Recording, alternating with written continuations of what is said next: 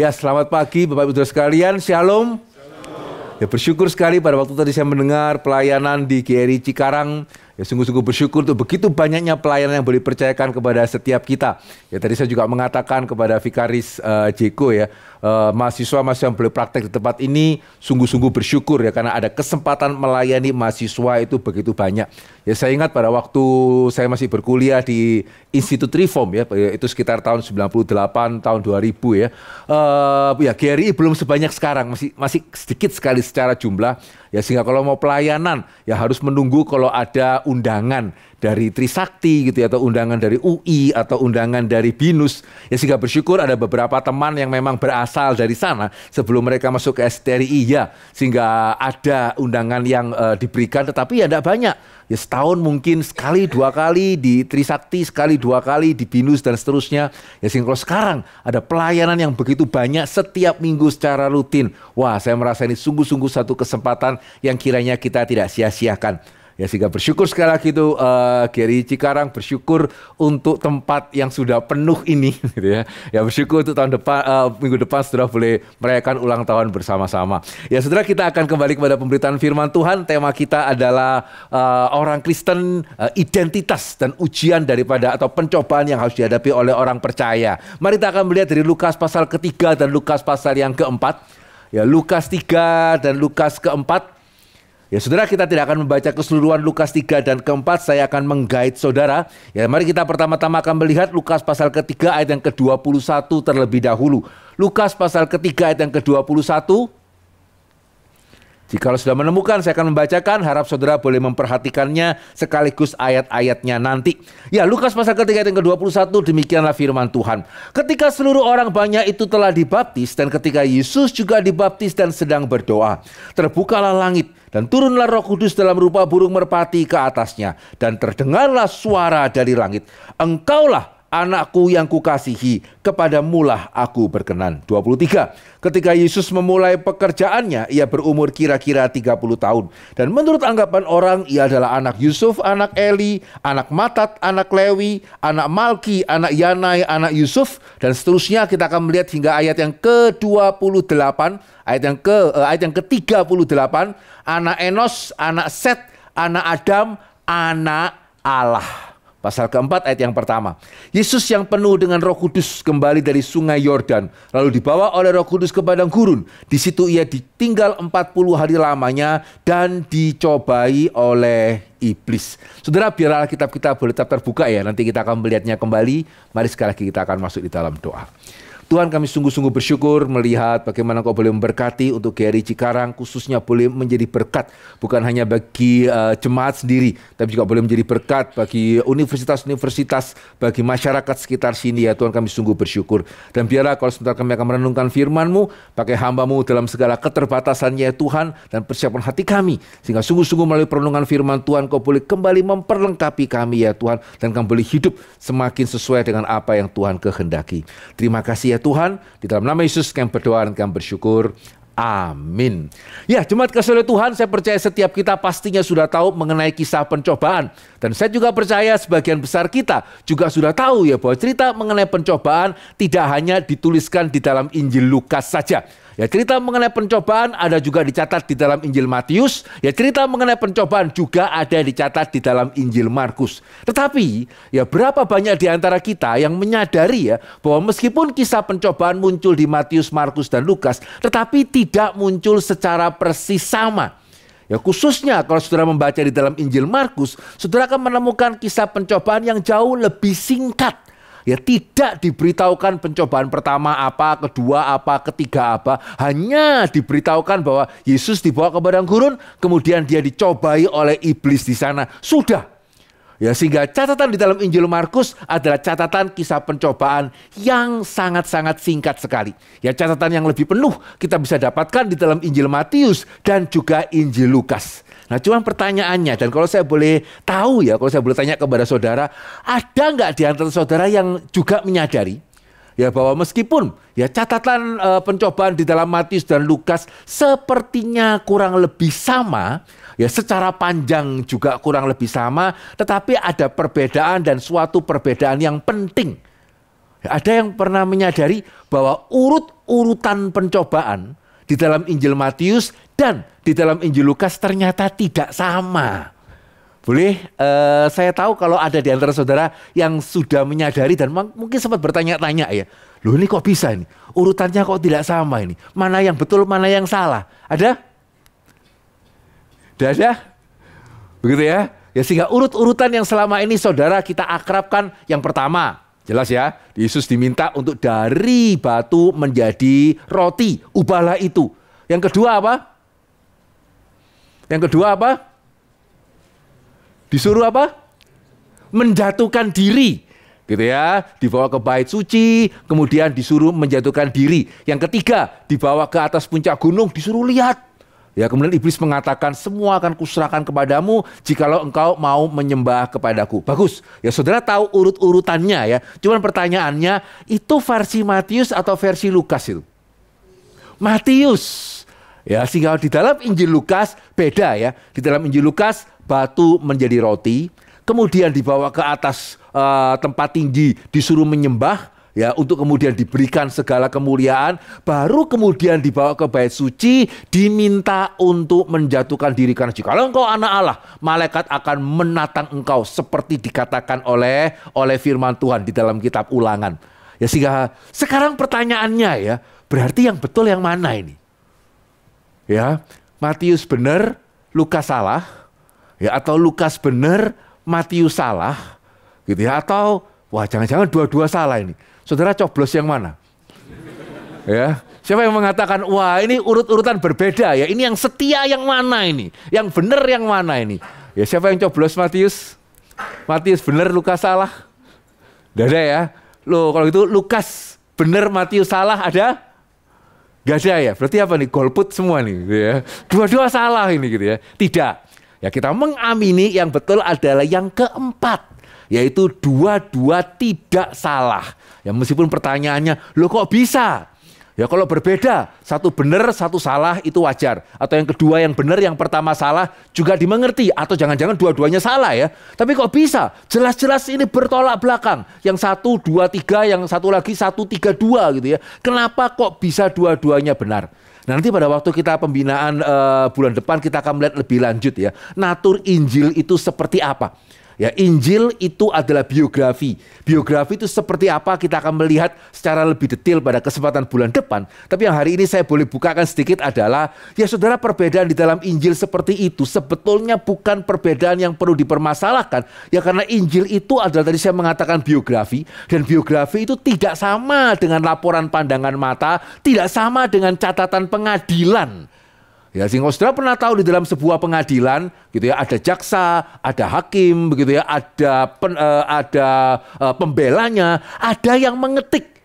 Ya, dan mengetik itu dia harus mengetik apa yang dikatakan oleh jaksa, setelah itu kemudian pembelanya mengatakan apa. Ya, setelah itu saksinya mengatakan apa, ya dia harus ketik dengan persis sama sesuai dengan urut-urutan yang ada. Begitu ya, itu namanya catatan pengadilan. Tetapi Injil itu bukan sebuah catatan pengadilan. Ya, sehingga sebagai contoh misalnya, kalau saudara mendengarkan sebuah khotbah, ya saudara kadang-kadang kita bisa ya, mungkin untuk jemaat yang satu, wah yang ini saya paling mendapat berkat nih bagian depannya. Sementara bagi jemaat yang lain, bagian tengahnya ini ya saya kok paling berkesan. Ada juga mungkin bagian belakangnya ini saya paling tersentuh. Ya, sehingga pada waktu kemudian ada orang nanya, ya tadi itu khotbah apa sih? Ya, khotbah hari ini khotbah apa? Nah, saudara, seringkali kita memulai dengan menceritakan apa yang kita paling berkesan. Gitu ya, baru kemudian bagian yang lain. Dan ketika seorang tuh nanya dan dia menemukan, loh ini kok secara urutan yang berbeda, saya mau tanya ya, yang nanya itu mempermasalahkan atau tidak? Ya harusnya tidak ya. Ya, dia tidak akan mengatakan, wah ini ada yang tidur ini, jangan-jangan gitu ya. Tidak setia, kenapa yang ini kok mulainya ini, yang kedua kok mulainya berbeda, kok yang ketiga memulainya berbeda. Loh, kamu itu nanya atau mengadili gitu ya. Ya kalau nanya ya kita menjawab, ya tidak harus di dalam urut-urutan yang persis sama dan yang gak ada masalah kan. Yang penting adalah saudara tahu khotbah tadi itu apa. Ya, karena saudara bukan sedang meminta suatu laporan pandangan mata. Kalau mau tahu persisnya bagaimana ya besok kalau dimasukkan YouTube ya lihat sendirilah. Begitu ya, di situ engkau akan tahu urut-urutannya seperti apa. Ya, sehingga tidak ada masalah ya kalau ada perbedaan urut-urutan, dan bahkan sebetulnya ini sesuatu hal yang positif. Ya, sesuatu hal yang kita harus syukuri, yang menunjukkan kepada kita bahwa Injil dituliskan memang bukan sekedar untuk menyampaikan informasi. Bukan. Ya, sehingga kenapa berbeda? Bukan cuma memang secara genre Injil itu bukan catatan pengadilan, tapi juga yang kedua, ya setiap penulis Injil itu menuliskan Injilnya dengan tujuan yang jelas. Bukan sekedar untuk menyampaikan informasi. Ya, tapi masing-masing mempunyai tujuan yang berbeda. Sehingga itu kenapa mereka menyampaikannya secara berbeda, bukan berarti harus salah satu kemudian tidak setia. Ya, sehingga contoh yang lain misalnya, kalau andai kata saya pada waktu beribadah ke sini atau sedang dalam perjalanan ke sini, di tengah jalan ada kecelakaan ini. Gitu ya, sehingga kecelakaannya berat dan saya sedang di jalan tol dan gak ada jalan alternatif. Ya, mesti tunggu. Ya, sehingga singkat cerita saya ke sini terlambat, dan terlambatnya itu panjang, gitu ya. Maka ketika saya naik ke atas mimbar, ya saya akan say sorry, dan saya akan memberikan penjelasan kenapa saya terlambat, memberikan penjelasan yang secukupnya, gitu ya. Kalau sudah datangnya terlambat, terus ceritanya detil lagi, gitu ya. Sudah setelah itu tinggal mari kita masuk di dalam doa, ya enggak ya. Jadi saya akan ceritakan secukupnya. Ya, tetapi saudara, kalau nanti saya pulang dan saya cerita kepada anak saya, dan dia sekarang di Surabaya, dia sudah bisa bawa mobil, begitu ya, sehingga saya ingin dia hati-hati. Maka ketika saya menjelaskan kepada dia mengenai tadi kecelakaan, saya akan lebih mendetilkan loh. Ya, posisi pengemudinya bagaimana, kelihatannya sudah nggak bergerak, begitu ya, sudah tidak ada nyawanya, depan mobil itu sudah ringsek sekali, mungkin malah masuk ke bagian mobil yang di depannya sampai naik ke atas. Saudara, saya akan ceritakan secara mendetil kenapa. Ya, kenapa untuk saudara saya ceritakan secukupnya, untuk anak saya ceritakan dengan mendetil. Berarti yang setia yang mana ini? Ya, tidak ada masalah kesetiaan. Begitu ya, dua-dua ceritanya benar, saya tidak bohong. Pada waktu saya mengatakan kepada saudara, kenapa saya terlambat? Bukan karena saya bangun tidurnya telat, tapi ya benar ada kecelakaan. Ya, tapi kenapa kok tidak sama? Ya, tujuannya lain. Ya, dengan saudara, saya bercerita sebagai pertanggungjawaban. Ya, untuk anak saya bercerita supaya dia hati-hati. Ya, sehingga sebetulnya pertanyaan yang lebih penting bukan, kok beda ya? Yang mana yang betul? Ya, dua-dua betul.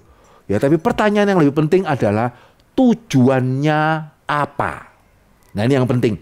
Ya, sehingga bukan cuma sekedar menginformasikan Yesus pernah dicobai loh. Dicobai 3 kali. Urut-urutannya begini. Tidak. Tetapi ketika Markus menceritakan, ketika Matius, Lukas menceritakan, saudara, dengan tujuan yang tidak bertentangan, tetapi juga tidak persis sama. Nah, hari ini kita membaca di dalam Lukas ya, sehingga nanti kita akan melihat lebih panjang dari Lukas. Tapi mungkin saya boleh jelaskan sedikit mengenai Matius. Ya, kenapa Matius itu pada waktu berbicara mengenai pencobaan Tuhan Yesus, urut-urutannya kok seperti tadi ya? Batu menjadi roti, gitu ya, disuruh menjatuhkan diri, ya kemudian diminta untuk menyembah. Kenapa kok urut-urutannya seperti itu? Nah, saudara perhatikan ya, seringkali pada waktu kita membaca Injil, kita membacanya itu secara parsial sekali. Maksudnya adalah kalau saya baca mengenai ujian, pencobaan, ya sudah pencobaan. Begitu ya. Kita jarang kaitkan dengan bagian Injil yang lain. Sehingga saudara tahu ya, Injil Matius dibuka dengan apa? Catatan mengenai silsilah. Diakhiri dengan catatan mengenai apa? Mandat agung. Puji Tuhan ya. Saudara semua tahu ya, dibuka dengan silsilah Yesus anak Abraham, anak Daud.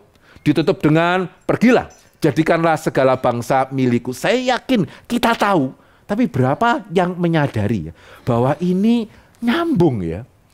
Bukan kebetulan ya, Yesus anak Abraham, anak Daud. Inilah raja yang dijanjikan itu. Ya, inilah Mesias yang dijanjikan itu. Nyambung atau tidak ketika di akhirnya kemudian Yesus mengatakan segala kuasa sudah diberikan kepadaku. Ya, Yesus anak Daud, anak Abraham, anak Daud, raja yang dijanjikan pembukaannya. Kemudian penutupannya segala kuasa sudah diberikan kepadaku. Pembukaannya adalah dialah Mesias yang dinantikan, Immanuel. Ya, penutupannya adalah jadikanlah segala bangsa muridku. Beritakanlah ini kepada segala bangsa. Itu nyambung atau tidak? Saudara, nyambung. Tapi kita jarang menyadari ya. Ya karena tadi ya, kita baca mandat agung, ya mandat agung. Begitu ya, kita baca silsilah, ya silsilah. Ya, kita membaca Injil itu seperti seolah-olah kumpulan bunga rampai cerita yang tidak saling terkait satu dengan yang lain. Ya, padahal kalau kita baca, oh ya nyambung sekali ya. Sehingga saudara, kenapa Matius menuliskan kisah pencobaannya seperti ini? Sebetulnya salah satu tujuan Matius adalah melalui kisah pencobaan ini, Matius juga mau menunjukkan, ya Matius benar-benar mau juga menyatakan bahwa betul Yesus adalah sungguh-sungguh Raja itu, sungguh-sungguh Mesias itu, sungguh-sungguh anak Allah itu, dan sedemikian betulnya sampai iblis sendiri tidak bisa tidak mengakui. Loh kok bisa? Kan di dalam kisah pencobaan kan Yesus diminta apapun tidak mau kan? Ya, sehingga kenapa tadi saya mengatakan melalui kisah pencobaan, Matius mau menunjukkan bahwa Yesus betul-betul anak Allah ya. Sehingga sampai iblis pun tidak bisa. Dia harus mengakui, tidak bisa tidak mengakui. Ya karena bisa saja kan. Yesus disuruh mengubah batu menjadi roti, dia tidak mau. Ini beneran tidak mau atau tidak mampu? Begitu ya. Disuruh lompat dari bait suci tidak mau. Ini tidak mau atau tidak berani? Ya yang mana ini? Ya, jangan-jangan ya, kenapa tidak mau? Karena manusia hidup bukan dari roti saja. Tapi jangan-jangan sebetulnya ya karena memang saya tidak bisa. Begitu ya. Yang mana ini? Kenapa tadi saya mengatakan ya, bahwa melalui kisah pencobaan, iblis pun tidak bisa untuk tidak mengakui. Nah saudara, kembali tadi ya, kalau saudara hanya membaca kisah pencobaannya saja, tanpa dikaitkan dengan seluruh bagian Injil Matius yang lain, ya saudara akan merasa heran. Saudara malah mungkin bisa jangan-jangan ada yang bertanya ini ya, jangan-jangan Yesus tidak mampu ini. Itu kenapa ngeles bahasa Jawanya ya, pura-pura dia tidak mau. Tapi kalau saudara membaca dari Injil Matius, saudara kaitkan dengan bagian-bagian selanjutnya Injil Matius, ya jelas tidak. Karena permisi tanya, menurut saudara, mana lebih sulit? Mengubah batu menjadi roti atau 5 roti 2 ikan kasih makan 5.000 orang? Hah? Mana lebih sulit? Hah? Ya antara kedua lebih sulit atau dua-duanya sama-sama sulit. At least kalau saya dua-duanya saya tidak bisa gitu ya. Ya tapi kita bisa mengamini ya. Yang kedua tidak lebih mudah. Ya sehingga Platong pernah mengatakan manusia itu bisa ya dari materi menjadi energi. Itu namanya bom atom. Siapa yang sudah lihat Oppenheimer ya gitu ya. Dari materi itu menjadi energi. Tetapi hanya Tuhan yang bisa dari energi itu menjadi materi. Ya 5 roti 2 ikan itu dari energi itu menjadi materi. Bisa loh. Sehingga siapa ini? Jikalau engkau anak Allah, ubahlah batu menjadi roti. Ya enggak mau.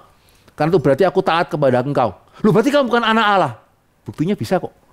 Ya dari sini yang indah ya. Ketika Yesus lapar, dia tidak memanfaatkan kuasanya untuk mengisi perutnya. Tapi ketika orang lain yang lapar, ya dia bisa loh. Ya 5 roti 2 ikan kasih makan 5.000 orang untuk kemuliaan nama Tuhan. Bukan untuk sekedar dia menghentikan laparnya. Iblis mau bantah apa? Demikian juga ya. Yang terakhir iblis mengatakan segala kuasa akan kuberikan kepadamu. Segala kerajaan akan kuberikan kepadamu. Yesus tidak mau. Tapi kenapa dia tidak mau? Berarti dia bukan raja. Enggak, di akhirnya apa? Segala kuasa sudah diberikan kepadaku tanpa aku harus sembah. Begitu ya. Dan buktinya apa? Segala kuasa sudah diberikan kepada Yesus. Kalau tadi kan buktinya ya, dia bisa 5 roti 2 ikan kasih makan 5.000 orang. Coba siapa bisa jawab ya? Apa buktinya segala kuasa sudah diberikan kepada Yesus? Apa? Kalau tadi yang pertama kan 5 roti 2 ikan bisa loh saya. Begitu ya. Tapi kalau segala kuasa sudah diberikan kepada Yesus, apa buktinya?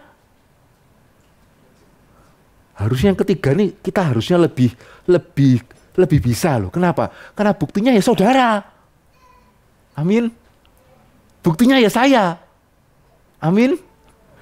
Gitu. Atau kok bisa? Loh iya kan.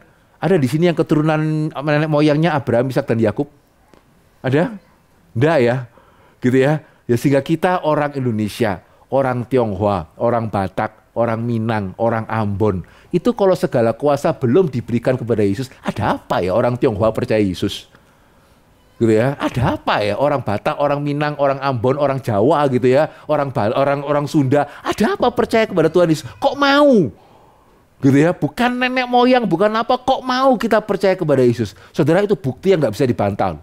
Segala kuasa sudah diberikan kepadaku, itu kenapa engkau pergi.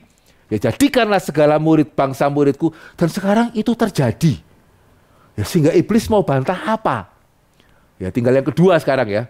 Begitu ya. Jatuhkanlah dirimu, maka Allah akan menatang engkau.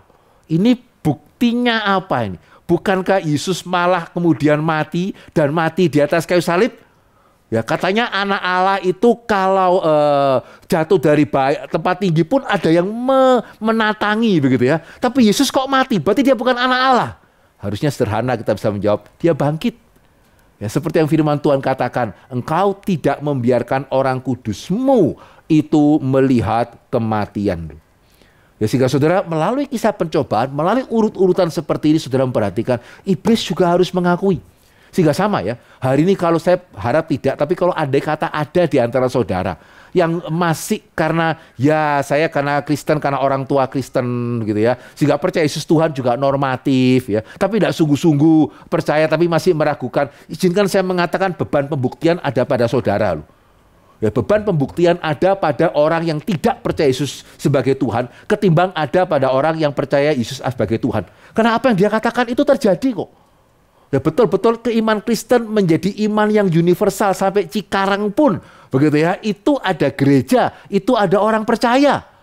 Ya, sehingga itu menunjukkan betul-betul kuasa sudah diberikan kepada Kristus. Dia betul-betul adalah Mesias yang dijanjikan, dia betul-betul adalah raja yang dijanjikan.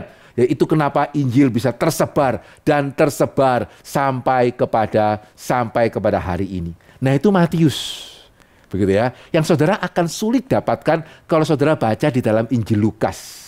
Ya, karena bukan berarti kalau saudara baca Injil Lukas, saudara tidak bisa menemukan Yesus sebagai Mesias ya, tidak ya. Tapi untuk kisah pencobaan, Matius ini lebih jelas. Ya, karena dalam Injil Lukas tadi urut-urutannya juga berbeda, begitu ya. Juga di depannya nggak dimulai dengan silsilah Yesus anak Abraham, anak Daud, belakangnya juga nggak ditutup dengan mandat agung. Ya, sehingga pada waktu kita membaca pencobaan di dalam Injil Matius, yang Matius mau ajarkan adalah amin ya, Yesus anak Allah. Kalau engkau masih nggak percaya, apa? Begitu ya. Sehingga di sini kita melihat ya, satu hal yang kita harus bersyukur, iman Kristen bukan pokoknya. Ya, pokoknya kamu percaya ya, dua-dua benar. Ya, pokoknya kamu percaya Yesus anak Allah, karena papamu percaya Yesus anak Allah. Enggak loh. Sehingga tadi saya benar mengatakan loh, kalau saudara ada yang nggak percaya, ya kenapa? Begitu ya? Ya kenapa? Ya karena iman Kristen bukan pokoknya percaya, dasarnya ada kok. Iblis pun tidak bisa tidak mengakui kok. Ya, sehingga kalau ada di antara kita yang masih meragukan, masa iya sih Yesus Mesias tahu dari mana? Ya jelaskan dong. Ya kok bisa kemudian? Ya gereja sampai kemana-mana, bahkan sampai ke Cikarang, sampai kemana-mana. Kok bisa? Jelaskan, kalau Yesus tidak bangkit, kok bisa ada orang-orang yang kemudian percaya? Ya, itu yang Matius mau tekankan ya. Sehingga melalui kisah pencobaan, Yesus bahkan iblis pun harus mengamini Yesus adalah anak Allah yang menang atas pencobaan. Lalu kemudian Lukas mau mengajarkan apa? Nah, ini yang menjadi penekanan kita pada hari ini. Nah, saudara perhatikan, kalau Matius mau mengajarkan Yesus sungguh-sungguh adalah anak Allah yang menang atas pencobaan, sehingga iblis pun harus mengakui, maka Injil Lukas mau mengajarkan bagaimana Yesus yang sudah menang atas pencobaan, bagaimana dia boleh menjadi teladan bagi kita sebagai sesama anak-anak Allah. Bagaimana kita bisa meneladani Yesus dan kita juga boleh menang atas pencobaan. Karena Injil Lukas dituliskan untuk Theophilus. Ya, Theophilus itu siapa? Theophilus adalah orang percaya. Ya, Theophilus itu siapa? Orang percaya yang masih di dalam proses ya, yang masih cukup awal di dalam kekristenannya. Ya, sehingga itu kenapa Injil Lukas ditulis dengan lebih sederhana. Ya, sehingga termasuk juga pada waktu Lukas menuliskan kisah pencobaannya, tujuannya dia adalah mau menunjukkan kepada Theophilus dan kita. Ya, bagaimana ya untuk kita bisa menang atas pencobaan. Nah, pertanyaannya kalau begitu, apa yang menjadi keistimewaan dari Injil Lukas? Kalau tadi kan kita sudah melihat ya, keistimewaan dari Injil Matius, ya sehingga kalau kita mau menunjukkan bagaimana iblis pun harus mengakui Yesus anak Allah melalui pencobaan, kalau kita mau pakai Lukas ini susah ini. Tetapi, kalau tadi saya mengatakan Injil Lukas mau mengajarkan kita bagaimana menang atas pencobaan. Emang bedanya apa, Pak? Kenapa kalau saya baca Matius gak bisa juga belajar menang atas pencobaan? Bisa sih, tapi tidak sejelas Lukas. Ya, tapi saudara juga mungkin nanya, loh lebih jelasnya di mana? Cuma terbalik kok. Begitu ya? Ya kalau tadi misalnya untuk menunjukkan Yesus Mesias, wah urutannya pas ini Matius. Kenapa kalau untuk kita bagaimana menang atas pencobaan, kok mesti urutannya Lukas? Ya sama aja kan? Mau 1, 2, 3, hati-hati loh ya, kan juga 3. 1, 3, 2, kan juga 3 hal yang sama. Ya, sehingga kalau mau belajar jangan jatuh ke pencobaan, mau belajar secara urutan 1, 2, 3 dengan urutan 1, 3, 2, ya kan gak ada bedanya kan. Nah, gitu ya. Nah setelah kembali ya, jawabannya itu sama. Ya seringkali apa yang membuat kita tidak melihat kekayaan Injil? Ya karena kita membaca satu bagian dan kita berhenti di satu bagian itu. Sehingga sama ya, seperti kita membaca kisah pencobaan dari Injil Matius, jangan dipisahkan dari cerita-cerita yang lain. Kita pada waktu membaca Lukas, juga jangan kita pisahkan dari bagian yang lain. Sehingga coba ya, kita sama-sama melihat dari Injil Lukas yang tadi kita sudah baca. Gitu ya, Lukas pasal yang ketiga dan pasal yang keempat. Ada nggak ya di antara saudara yang sempat bertanya tadi, mau berbicara mengenai pencobaan kok mulainya pasal 3? Ya seringkali atau bahkan mungkin semua ya, hamba Tuhan kalau mau khotbah dari pencobaan ya mulainya pasal 4 langsung lah. Ya pasal 4 aja sudah cukup panjang gitu ya. Kenapa ya mau khotbah pencobaan mesti mulai Yesus dibaptis. Kemudian silsilah Yesus.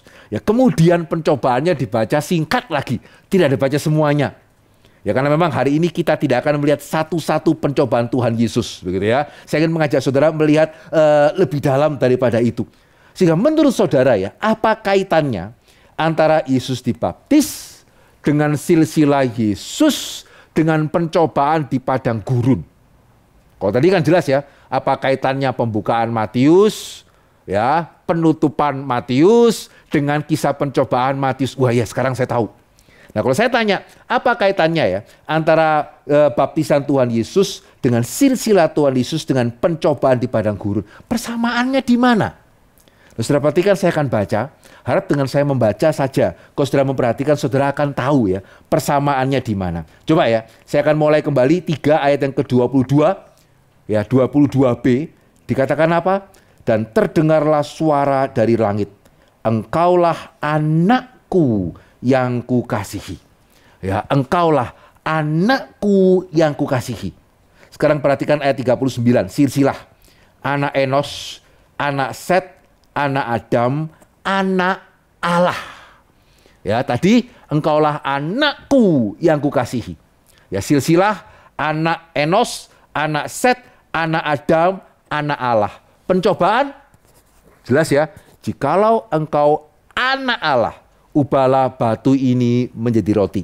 Jikalau engkau anak Allah, jatuhkanlah dirimu dari bumbungan bait suci. Lihat. Ya, 3 cerita yang sepertinya terpisah, yang biasanya kita baca secara terpisah ya, ternyata dikaitkan ya dengan Yesus anak Allah. Ya, sehingga saudara, di sini kita melihat satu hal yang kita perlu sadari ya. Kalau kita mau benar-benar tidak mudah jatuh ke dalam pencobaan, maka sebelum saudara menyadari, wah saya kalau iblis pakai ayat ini, saya mesti balas pakai ayat apa ini? Dalam pencobaan kan begitu ya. Iblis mulai pakai ayat, wah Yesus bisa pakai ayat. Ya, iblis mengatakan apa, Yesus bisa mengatakan yang lain. Juga bagaimana ini? Supaya saya bisa menandingi iblis ketika dia mencobai saya. Itu perlu. Ya, itu kenapa PA umum itu kalau bisa dimulai itu bagus. Itu perlu. Tapi sebelum itu, Lukas mengajarkan kepada kita, yang Matius tidak tekankan ya, yang Lukas tekankan, sebelum engkau mau menjawab iblis, lepas dari pencobaan, pertanyaan yang pertama adalah, engkau tahu enggak identitasmu itu siapa? Ya, ini yang Lukas tekankan. Ya, sehingga bukan kebetulan ya, sebelum dia menceritakan mengenai pencobaan di padang gurun, Lukas menceritakan terlebih dahulu mengenai silsilah Tuhan Yesus. Ya, dan sebelum silsilah Tuhan Yesus, Lukas menceritakan baptisan yang berarti kenapa Yesus bisa teguh tidak jatuh ke dalam pencobaan, karena Yesus itu jelas-jelas tahu dia itu siapa. Ya, dia adalah anak Allah dan dia tahu bagaimana seharusnya bersikap sebagai anak Allah. Nah, saudara, mengerti identitas ini penting sekali, dan itu satu hal ya yang membedakan Yesus dari orang-orang Israel pada waktu di padang gurun. Perhatikan baik-baik ya, antara kesulitan yang kita terima dengan pencobaan yang iblis berikan itu tidak persis sama loh. Ya, seringkali yang membuat hidup Kristen itu sulit ya, karena selain bahwa ada kesulitan yang bisa kita itu alami, saya nggak tahu ya, ada nggak di antara kita yang mulai berpikir, wah ini dengan presiden yang terpilih, kira-kira kesulitannya apa ini, gitu ya. Itu satu hal itu satu hal. Tapi yang membuat hidup Kristen lebih sulit, karena selain ada kesulitan, juga ada godaan ini. Ya, Yesus bukan cuma lapar aja itu sudah sulit, amin. Oh, belum lapar semua nih gitu ya. Ya, jadi lapar aja itu sudah sulit. Tapi yang membuat hidup Kristen lebih sulit, karena selain daripada ada kesulitan, juga ada godaan, ada tawaran, ada jalan pintas. Ya, dan jalan pintas itu sangat-sangat menggoda sekali. Karena jalan pintas itu mempunyai 3 ciri. Yang pertama adalah jalan pintas itu selalu sesuai dengan kebutuhan. Lapar, ya roti. Itu mau kurang sesuai apa lagi itu? Begitu ya. Lapar, roti. Ini yang berbahaya ya. Ya, karena pencobaan itu adalah ketika kita dalam kesulitan, bisa ada jalan keluar yang persis sesuai dengan kesulitan kita. Itu ciri pertama. Dan yang kedua, yang lebih menggoda lagi ya, selain daripada kok cocok ya, saya lapar ada roti ini. Gitu ya. Bukan cuma itu ya, tapi juga yang kedua, jalan pintas itu menunjukkan bahwa jalan itu saudara bisa tempuh dengan gampang. Ya, dengan gampang. Ya, sehingga beda ya, misalnya engkau lagi dalam kesulitan ekonomi ya, saya ada jalan ini. Bagaimana? Gampang. Ayo kita rampok bank sama-sama yuk. Ada yang tergoda? Ya enggak ya, susah itu. Atau kamu ujian mesti lulus kan? Ya gampang. Ayo kita sama-sama yuk kita hack itu komputer universitas. Ya kita bajak, ya kita lihat semua soal-soalnya. Saudara mungkin mikir lah ya, kenapa? Sulit. Tapi kalau, ya sudahlah, saya enggak usah ngelaporkan kamu. Kamu jangan ngelaporkan saya. Gitu ya, guru juga enggak tahu kok. Nah ini menggoda. Amin. Mahasiswa, wanda ya, berarti pembinaan berhasil gitu ya. Ya, ini menggoda ini ya. Kenapa? Bisa. Sama ya. Sudahlah, aku udah laporkan kamu yang gak usah laporkan saya. Perusahaan loh, uang segini tuh loh ya. Bagi perusahaan itu apa sih? Gitu ya. Dan ngefek lah bagi perusahaan. Bagi kamu dan aku itu perlu. Sudahlah, kita sama-sama tahu lah. Gitu ya. Saya tidak akan melaporkan kamu. Ya kamu juga tahu lah. Ya tidak usah lah, kita saling laporkan. Saudara ya, itu menggoda. Ya khususnya ketika kita di dalam kesulitan ekonomi yang besar.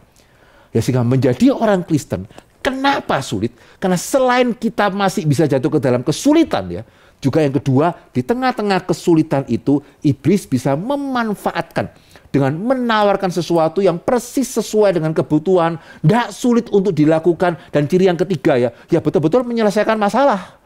Ya betul-betul kalau lapar makan roti ya sudah habis tuh masalahnya selesai. Ya sehingga pada waktu orang Kristen tidak sadar akan identitasnya, ini berat. Ya karena pada waktu di padang gurun kita melihat ya orang Israel terus jatuh. Terus bersungut-sungut. Ya kita semua tahu ya. Tapi saudara pernah menyadari enggak ya, pada waktu Israel di padang gurun, iblis mencobai mereka atau tidak? Ada pencobaan iblis atas Israel pada waktu mereka, tidak ada air ini bagaimana? Ya, atau tidak ada daging ini bagaimana? Ada iblis mencobai Israel dengan mengatakan, bagaimana ini? Katanya kamu anak Allah. Kalau kamu anak Allah kan mestinya Tuhan tidak akan membiarkan engkau begitu ya di dalam kelaparan. Ada nggak suara seperti itu? Ada nggak? Tidak ada loh. Amin.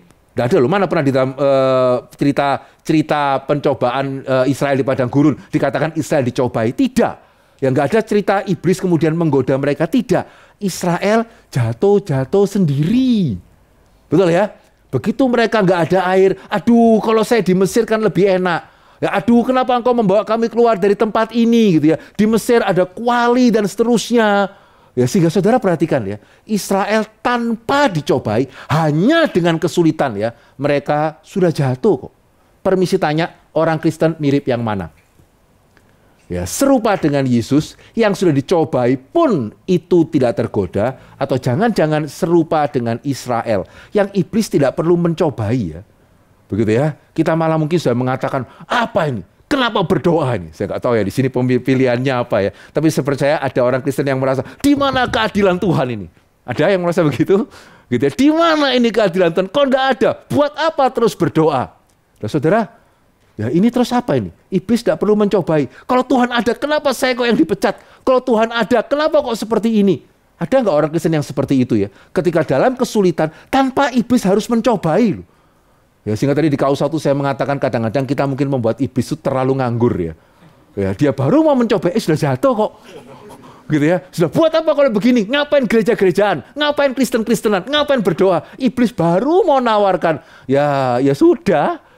Gitu ya. Sehingga kita seringkali mirip yang mana ya? Yang seperti Yesus yang sudah lapar, dicobai juga enggak jatuh, atau seperti Israel yang tinggal lapar aja sedikit. Ya yang tinggal haus saja sedikit, tidak perlu ada pencobaan apa-apa, sudah jatuh loh. Ya saudara, kalau hari ini saya boleh mengatakan, kita seringkali lebih mirip Israel ya. Ya sehingga itu kenapa hari ini saya tidak mengajak saudara untuk masuk ke dalam bagaimana cara mengatasi pencobaan. Karena bukannya itu tidak perlu. Ya tapi seringkali kita jatuh sebelum dicobai kok. Ya sebelum dicobai kita jatuh ya sehingga sekali lagi bukannya tidak perlu kita tahu bagaimana caranya mengatasi jalan pintas, bagaimana kita mengatasi tipuan iblis dan seterusnya, itu perlu. Tapi kalau iblis belum nipu saudara juga sudah jatuh, ya ngapain? Ya terus manfaatnya di mana? Sehingga di sini kita melihat Lukas ya, yang buat saya sangat-sangat tergerak ya. Bagaimana dia menunjukkan kenapa orang Kristen bahkan sebelum dicobai sudah bisa jatuh. Karena kamu sadar enggak identitasmu itu siapa? Ya, sehingga saudara, saya yakin ya kita hari ini jarang ya yang ada di sini yang Alkitab silsilahnya ada yang di Stabilo, permisi tanya. Wah ini penting ya, Yesus anak siapa Stabilo gitu ya. Tidak ada ya. Mungkin yang manusia tidak hidup dari roti saja, tetapi dari firman Tuhan. Nah itu mungkin masih ada yang menstabilo. Ya, tapi kalau silsilah yaitu bagian firman Tuhan yang untuk dilewati dan tidak apa-apa gitu ya. Tapi pada waktu saya merenungkan bagian ini saya tergerak loh. Yesus anak Yusuf, anak Eli, anak Matat, anak Lewi, anak Malki, anak ini, panjang loh itu. Tetapi terakhirnya, siapapun itu, terakhirnya Yesus anak Allah. Itu identitas. Begitu ya. Sehingga sejauh mana kita menyadari, saya mempunyai orang tua, saudara juga. Saya mempunyai kakek nenek, saudara juga. Saya mempunyai nenek moyang, saudara juga. Tapi sejauh mana kita menyadari, saya anak ini. Tapi yang terakhir, saya adalah anak Allah. Itu adalah identitas saya, tidak peduli siapapun itu calon yang menang. Ya, identitas saya adalah anak-anak Allah. Nah, saudara, kesadaran akan identitas ini ya, itu sesuatu hal yang penting. Ya, meskipun saya harus mengatakan selama 20 tahun saya menjadi hamba Tuhan, ya, seringkali yang membuat saya sangat bergumul pada waktu saya melihat orang-orang Kristen ya, merasa lebih bangga loh jadi orang Tionghoa ketimbang orang Kristen. Ya, lebih bangga menjadi orang Batak ketimbang orang Kristen. Ya, lebih bangga menjadi orang Ambon ketimbang orang Kristen. Bukan berarti kita tidak bangga atas nenek moyang kita ya, tidak. Tapi ketika kita lebih bangga ya, sungguh sebagai hamba Tuhan saya merasa sangat susah hati.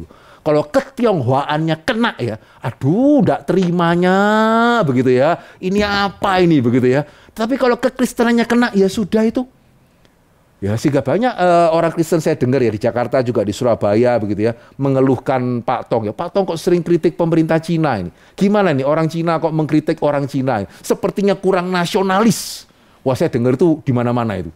Gitu ya. Apakah berarti Pak Tong tidak menghargai dia sebagai orang Tionghoa gitu ya? Kenapa kok kritik-kritik pemerintah Cina? Saudara tidak.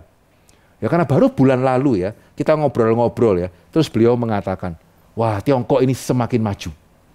Ya sekarang mobil listrik pun nomor 1 itu dari Tiongkok. Wah saya kaget ya. Karena yang pertama Pak Tong ya ngerti mobil listrik ya.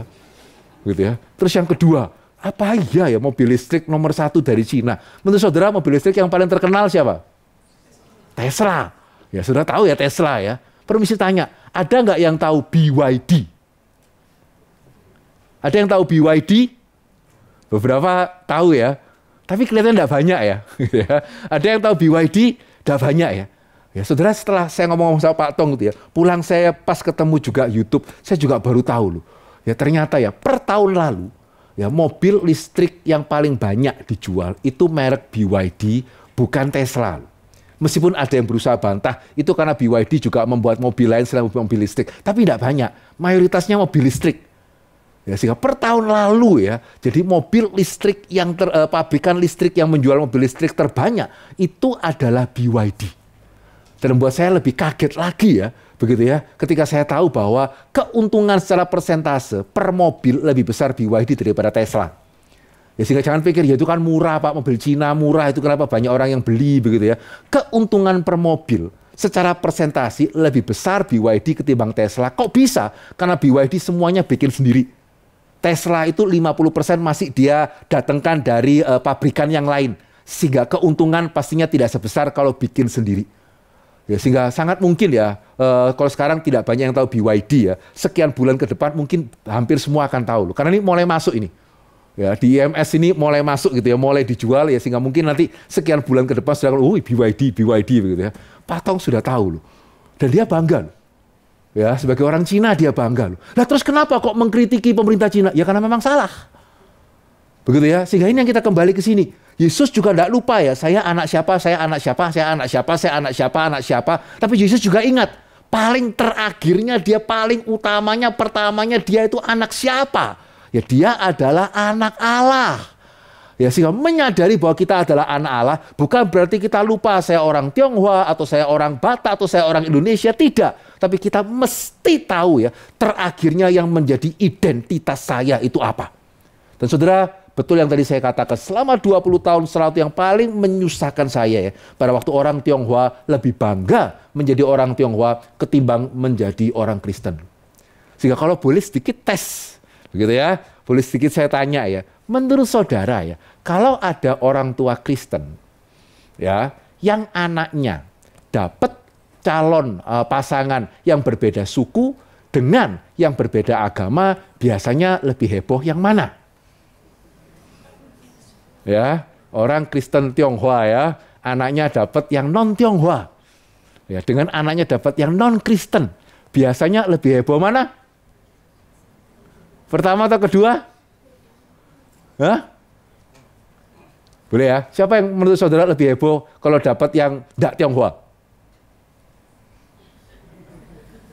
Siapa yang lebih heboh kalau dapat gak Kristen? Wah, jemaat sini imannya besar, gak ada hebohnya Pak, dapat apapun. Ya sering kali ya lebih heboh kalau dapat yang non Tionghoa. Gitu ya. Kalau yang nggak dapat yang nggak Kristen, heran imannya kok besar ya. Gak apa-apa Pak, nanti itu diinjili. Wah gitu ya. Ya jadi nggak dapat. Tapi kalau nggak dapat yang nggak non Tionghoa, Pak gimana ya orang ini begini? Saya bukannya rasis tapi, waduh, begitu ada kata tapi ya, gitu ya. Ya itu menunjukkan kamu ya sudah begitu gitu ya. Nggak usah pakai tapi harusnya. Ya sehingga di mana ya? Secara identitas itu siapa? Kita itu siapa? Nah sekarang pertanyaannya ya, kenapa ya orang Kristen hari ini tidak mempunyai identitas Kristen yang sungguh-sungguh kokoh? Padahal ini penting. Ya, sehingga kita mau belajar mengenai pencobaan, kalau kita nggak sadar identitas kita itu siapa ya, ya mudah sekali. Gitu ya. Tapi pertanyaannya kenapa hari ini banyak orang Kristen kok nggak terlalu menyadari, menghargai saya orang Kristen? Begitu ya, saya adalah anak Allah. Kenapa kesadaran itu kurang? Dari sini kembali kita belajar Injil Lukas luar biasa ya. Bukan kebetulan sebelum dia bicara mengenai pencobaan, dia bicara mengenai silsilah. Bukan kebetulan sebelum dia bicara mengenai silsilah, dia bicara mengenai baptisan. Dan kalau saya boleh mengatakan, salah satu penyebab yang sangat penting yang membuat orang Kristen hari ini ya kurang sadar, ya kurang menghargai identitas resminya dia sebagai anak Tuhan. Karena hari ini banyak orang Kristen kurang menghargai yang namanya baptisan. Ya, sehingga Yesus punya kesadaran dia anak Allah, bukan dia ngaku-ngaku, tetapi karena pada waktu baptisan ya ada suara yang resmi yang didengarkan oleh orang banyak. Inilah anakku yang kukasihi, kepadamulah aku berkenan. Kapan itu muncul? Pada waktu Yesus selesai dibaptiskan. Jika saudara sadar atau tidak sadar ya, sama. Ya pada waktu saudara dibaptiskan, itu berarti saudara secara resmi. Bukan ngaku-ngaku anak Tuhan. Ya menurut saya sih, ayah saya anak Tuhan ya. Begitu ya? Tidak. Tapi gereja sebagai wakil Allah secara resmi di hadapan Tuhan dan di hadapan jemaatnya menyatakan engkau adalah anak Allah. Yang lama sudah berlalu, yang baru itu sudah datang. Sejauh mana ya? Saudara yang sudah dibaptis, saudara mengingat, saudara menghargai momen itu, ataukah ya itu kan cuma rutinitas, ya itu kan cuma formalitas. Hari ini begitu ya. Kita melihat di satu sisi ada gereja yang begitu menggampangkan baptisan. Gampang sekali baptis ulang. Ini apa ini? Tapi di sisi yang lain juga banyak orang Kristen yang merasa, ya sudahlah baptisan aja loh. Kan tidak mempengaruhi keselamatan. Gitu ya. Ya jadi ya dibaptis atau yang penting hari ini kalau orang Kristen ya, yang penting kan hatinya. Ya, yang penting kan perjumpaan dengan Tuhan. Yang penting kan relasi, yang penting kan buah. Saya pernah mendengar di sebuah perbincangan sebelum baptisan ya, bukan di GRI ya. Pengurusnya sendiri mengatakan begitu. Tapi kamu harus tahu ya, baptisan ini tidak menyelamatkan. Sampai di situ sih betul gitu ya. Tapi seolah-olah ya baptisan itu ya ini formalitas. Yang penting relasimu dengan Tuhan bagaimana. Waduh, gitu ya kan hari ini seperti itu kan. Yang penting hati. Yang penting kau berjumpa dengan Tuhan atau tidak. Relasimu itu seperti apa? Ada buahnya enggak? Ngapain dibaptis kalau nggak ada buahnya? Ya betul sih. Ya, tapi di sisi yang lain, apakah berarti kemudian membuat baptisan itu menjadi tidak penting? Itu lain. Ya, sehingga saudara saya amin ya, hati itu penting. Saya amin ya, relasi itu penting. Apalagi saya amin ya, buah itu penting. Sehingga itu kenapa tadi saya mengatakan bersyukur saudara didorong untuk berbagian di dalam berbagai pelayanan. Itu privilege, itu anugerah, itu indah. Ya sehingga buah penting, relasi penting, hati penting. Siapa mengatakan resmi tidak penting? Ya, sehingga kadang-kadang saya pingin sekali nanya balik, gitu ya. Yang penting hati ya. Yang penting relasi ya, yang penting buah ya. Kalau begitu permisi tanya ya, kalau engkau punya anak, apalagi anak perempuan, boleh nggak diajak pergi-pergi begitu saja sampai nginep-nginep sama cowok yang hatinya baik? Boleh nggak? Hah? Hatinya baik loh cowok ini.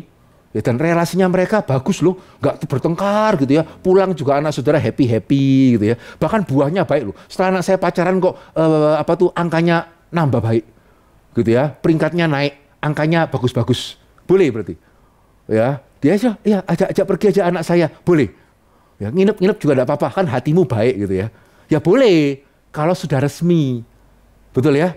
Kalau tidak, emangnya kamu pikir anak saya itu apa? Murah atau bagaimana?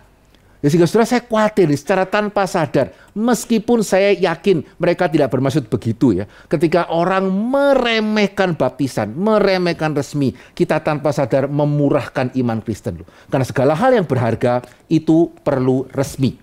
Segala hal yang berharga itu perlu diresmikan. Ya sehingga hubungan suami istri itu berharga, itu kenapa diresmikan? Ya sehingga apa yang membuat istri saya adalah istri saya dan bukan teman wanita saya, ya karena kami sudah resmi. Apa yang membuat saya adalah suami istri saya dan bukan teman wanita dari teman pria dari teman wanita saya, karena kita sudah menikah secara resmi. Dan saudara amin nggak? Antara istri dengan teman wanita itu tidak sama loh ya, bukan permainan kata. Antara suami dengan teman pria itu langit dan bumi. Dan bagaimana menjadi suami? Bagaimana menjadi istri? Bahkan tidak bisa dengan saudara punya anak. Loh, buahnya ada Pak. Buah kasih. Begitu ya. Ya karena ini buah kasih, buah relasi. Kami melahirkan anak. Saudara amin ya. Itu tidak membuat saudara menjadi suami istri. Ya, sehingga apa yang membuat kita menjadi suami istri, membentuk keluarga. Sehingga anak pada waktu dilahirkan juga jelas. Kamu ini anak siapa? Begitu ya. Ada satu pengakuan yang jelas. Itu adalah yang namanya pernikahan. Itu resmi. Ya, sehingga hari ini ya, ketika orang Kristen menganggap, aduh baptisan, apalagi keanggotaan gereja. Saya akan mengikuti Yesus gitu ya. Ngapain saya mesti diikat oleh keanggotaan gereja tertentu? Saudara izinkan saya bertanya, menurut saudara, saudara berharga enggak? Iman saudara berharga enggak? Iman Kristen berharga enggak? Keselamatan berharga enggak? Kalau berharga, kenapa tidak ambil komitmen? Begitu ya. Kalau berharga, kenapa tidak mau diresmikan? Ya, sehingga saudara, firman Tuhan itu benar-benar begitu relevan untuk setiap kita ya. Bukan kebetulan. Kenapa Yesus bisa tahan dari pencobaan? Jangan mengatakan ya karena dia Tuhan. Itu kenapa dia tahan dari pencobaan. Berarti kita tidak menghargai inkarnasi. Tapi kenapa Yesus bisa menang atas pencobaan? Betul, dia mengerti firman Tuhan dengan sangat baik. Itu tidak salah. Tapi juga di sisi yang lain yang sama benarnya adalah dia tahu dia itu siapa. Dia tidak lupa. Ya, saya anak ini, saya anak ini, saya ini anak, saya anak. Dia tidak lupa. Tapi dia juga tidak lupa ya, terakhirnya saya itu anak Allah. Dan kenapa Yesus mengatakan seperti itu? Bukan karena dia ngaku-ngaku sendiri, tetapi karena pada waktu baptisan, bagaimana ada suara resmi mengatakan, engkaulah anakku, ya kepadamulah aku berkenan. Ya, sehingga saudara, hari ini kita bersyukur ya, Injil Lukas sekali lagi mengajarkan apa? Kisah pencobaan Injil Lukas. Kalau Matius mengajarkan dia sungguh-sungguh anak Allah, saudara tidak bisa bantah. Kalau mau bantah, silakan nanti kita bisa bicara. Tapi Injil Lukas mengatakan, kamu juga adalah anak Allah. Ya, kamu juga bisa menang atas pencobaan. Tapi kamu juga perlu tahu, ya kamu itu siapa. Kamu juga perlu tahu, kamu itu identitasnya apa. Dan kamu perlu tahu loh, kalau kamu adalah anak Allah, bukan karena kamu sekedar kamu ngaku anak Allah, juga bukan karena orang tuamu mengaku kamu anak Allah, tetapi karena kamu sungguh-sungguh adalah anak Allah secara resmi. Ya, sehingga saudara, sekali lagi, hari ini kita tidak akan masuk lebih dalam ya mengenai satu-satu pencobaan. Ada banyak khotbah dari rekan-rekan hamba Tuhan juga yang memberitahu kita apa artinya batu menjadi roti, apa artinya jatuh daripada bait suci, apa artinya diminta menyembah rel, kaitannya apa dengan hari ini. Saudara bisa dengar, saudara bisa renungkan. Tapi hari ini kita melihat ya bahwa sebelum kita mau menang atas pencobaan, pertanyaannya adalah, sudahkah saudara tahu identiti saudara seperti apa? Sudahkah saya tahu, saya bukan orang Kristen Tionghoa, saya orang Tionghoa Kristen. Ya, saya orang Batak Kristen. Saya orang Minang Kristen, saya orang Sunda Kristen, saya remaja Kristen, bukan Kristen remaja, saya pemuda Kristen, yang berarti Kristennya. Ya, ini yang harusnya menentukan semua yang lain. Anak Allahnya itu yang harusnya menentukan semua yang lain. Dan sejauh mana kita mengamini, bersyukur bukan karena kita ngaku, tapi karena secara resmi sebagai wakil Allah, gereja, ya di hadapan Tuhan dan jemaatnya menyatakan kita sebagai anak-anak Allah. Puji Tuhan. Mari kita masuk di dalam doa. Sebelum saya berdoa, saya berikan kesempatan kepada saudara. Saya percaya kita sering ya berterima kasih kepada Tuhan karena mau mati bagi kita. Tapi saudara, kapan terakhir kali saudara berterima kasih karena sudah dibaptis? Ya, pernahkah secara khusus saudara mensyukuri bahwa saudara sudah dibaptis, ataukah selama ini kita hanya mensyukuri kita sudah ditebus? Bolehkah saudara pada kesempatan ini kita belajar juga untuk berdoa kepada Tuhan, bersyukur bukan hanya kita sudah ditebus, tetapi kita juga sudah dibaptis. Bukan hanya sekedar kita sudah menjadi anak Allah, tapi kita juga sudah menjadi anak-anak Allah secara resmi. Sedemikianlah Allah menganggap kita itu berharga. Ya, sedemikianlah Allah menganggap kita itu sungguh-sungguh bernilai di hadapannya.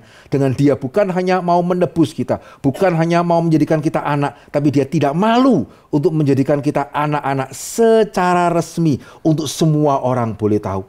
Sehingga bolehkah ambil waktu sebentar ya, kita bersyukur kepada Tuhan, karena saya bukan hanya ditebus, saya sudah dibaptis, saya bukan hanya anak, saya anak-anak yang resmi. Mari setiap kita berdoa kepada Tuhan pribadi lepas pribadi.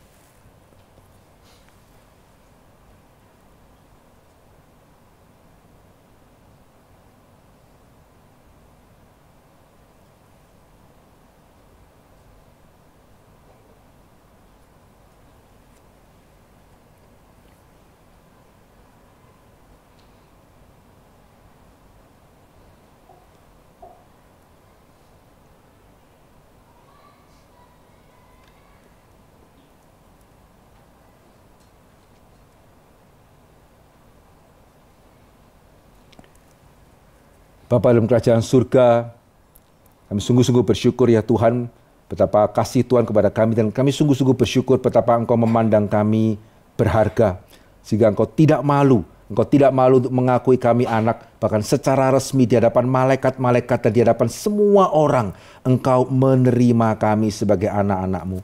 Tuhan, ampunilah kami ya Tuhan, kalau kami seringkali terbalik. Ya, kami kurang menyadari siapakah kami di hadapan Tuhan, bahkan siapakah kami di hadapan jemaat. Tuhan, kami mau belajar untuk menyadari identitas kami ya Tuhan. Dan kami juga bersyukur sekali lagi untuk baptisan yang kami juga sudah pernah alami. Bersyukur untuk baptisan yang anak-anak kami juga sudah pernah alami. Bersyukur betapa Engkau menghargai kami ya Tuhan. Sehingga Engkau mau untuk boleh memberikan sakramen baptisan kepada kami. Terima kasih ya Tuhan.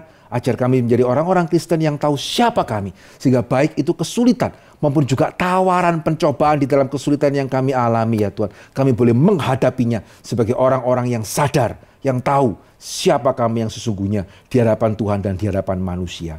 Suara manusia sudah berlalu. Biarlah Roh Kudus Tuhan yang boleh terus berbicara kepada kami. Di dalam nama Yesus kami berdoa dan kami bersyukur. Amin.